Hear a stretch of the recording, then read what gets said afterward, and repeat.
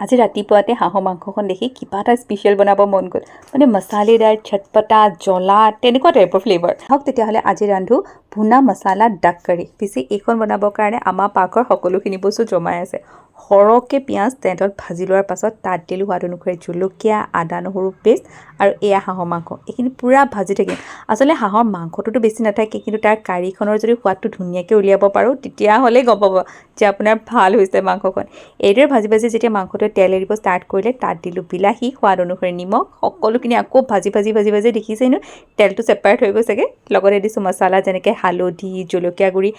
জালুকৰ গুড়া দিব নাপাহৰিব এইখিনি ভাজি যেতিয়া তেলটো ছেপাৰেট হৈ গ'লকৈ অলপমান পানী দি মিনিমাম 10 to 15 মিনিট উতল আহিব দিয়ক লগতে এতিয়া দিছোঁ মই বইল কৰি থোৱা আলু আৰু এয়া ঢাকন মাৰি পেলাই 10 মিনিট যেতিয়া উতল আহিছে তাৰপাছত চক কি ধুনীয়া সুস্বাদু বিৰাট ধুনীয়া কালাৰফুল আমাৰ হাঁহৰ মাংস ৰেডি হৈ গ'ল পিছে ইয়াৰ লগত ৰুটি বেছি ভাল লাগিব নে ভাত বাৰু